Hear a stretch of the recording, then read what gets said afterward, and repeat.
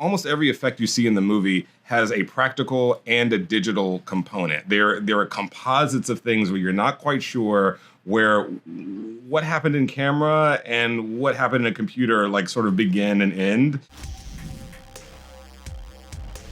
Hi, Justin. How are you? Good. How are you? I'm doing great. Loved Haunted Mansion and the fact that it's set in NOLA because this town is, full of ghost stories. Exactly. Was that always the case? And was there any particular aspect of the culture that you really wanted to latch onto when working on the film? Definitely. I mean, this is where the mansion is set. When you go to Disneyland, it's in New Orleans Square. Yeah. So some of that's just already there. But one of the things that really attracted me to this is that, I know NOLA. My family is from Louisiana. My mother's side is Black Creole. I have a cousin that we brought on as a consultant to the film, Justin Simien, who is this art historian who actually goes and finds artwork from free Creoles of color who left New Orleans around the 1800s. So it's I felt like there was a history that I was really tuned in, had a direct ancestral link to. And then if I had any criticism about the current Haunted Mansion, it's that we could feel a little bit more of that,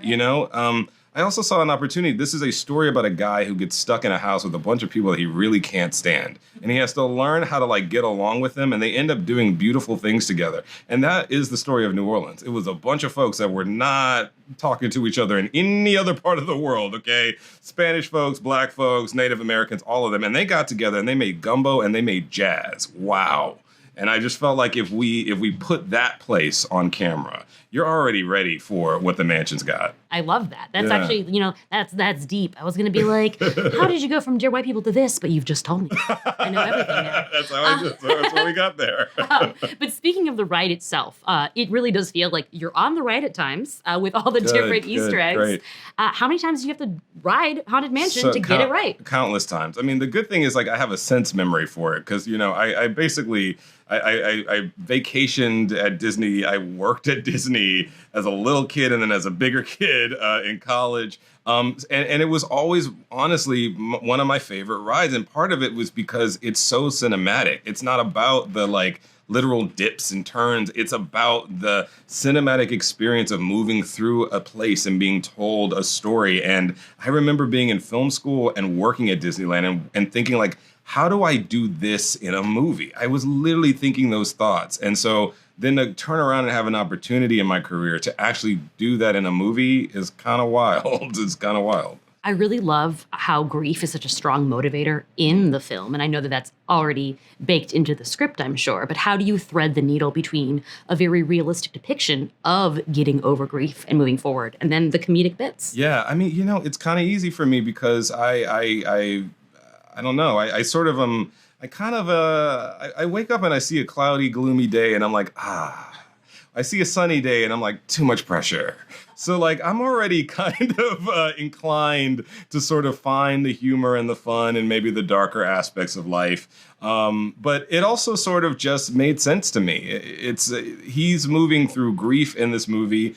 I'm moving through grief in my life. I think everybody is. And it doesn't have to mean that you've lost a loved one. I think life has just fundamentally changed for people in every possible way. How we go about our work has changed. How we go about our friendships have changed. We are all letting go of something. It's a universal experience of being a human being on this planet. And to be able to tell a story about, hey, not only can you let go of that thing, but you might laugh a little bit, you might enjoy the adventure, and you might end up with a whole set of friends that you never thought you'd make.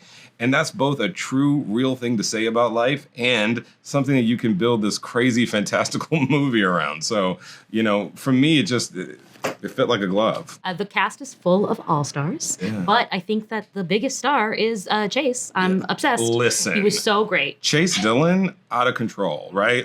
I saw him in Underground Railroad.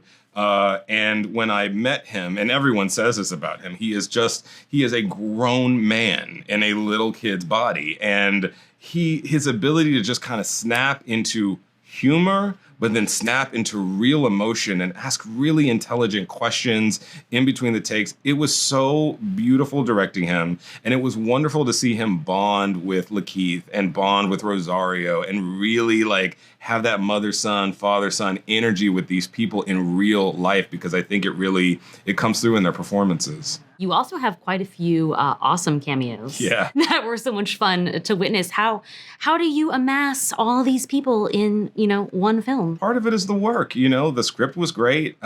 People liked my take on it. I got to work with Carmen Cuba, our casting director, for the second time.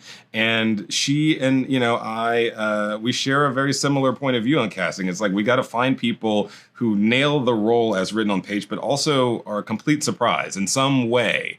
And down to the cameo, there is no wasted role. There is no wasted scene. There's an opportunity for something fun in all of those parts. It's exactly what we do on Dear White People with that casting director, Kim Coleman. It's exactly what we did on Bad Hair with Carmen Cuba. And I think it serves a movie like this really well. Was there an Easter egg or, homage to the ride that was the most challenging to pull off? I think the most challenging, honestly, was adapting the Pepper's Ghost effect, because that's the oldest trick in the book. You have something on one side that's being reflected into a mirror, and it makes it look like there's this sort of like see-through ghostly image. But how do you do that in a big blockbuster movie where you're expecting to be, kind of like really transported, and audiences have seen everything? And so we found these different ways to use mirrors and to use reflection and to use light to reveal the ghosts in different ways. And we shot, almost every effect you see in the movie has a practical and a digital component. There are composites of things where you're not quite sure